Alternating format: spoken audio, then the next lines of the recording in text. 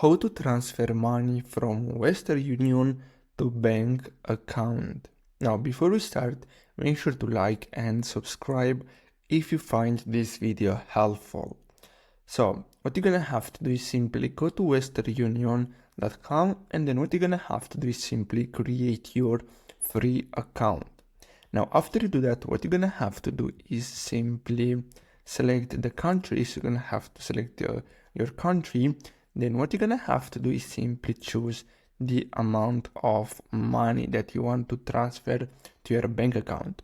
Now here where it says how does your receiver want the money, what you're gonna have to do is simply select bank account, then simply scroll down, and then what you're gonna have to do is simply choose how to like to pay. So you can pay online using your credit card or debit card, or you can simply pay cash in store. Now after you choose the method, basically what you're gonna have to do is simply click on continue here, and then what you're gonna have to do is simply enter the receiver information, and then here you're gonna have to simply enter the bank name, the account type, then the routing number, account number, and then you're gonna have to simply confirm the account number and then click on continue, and basically that's all you have to do.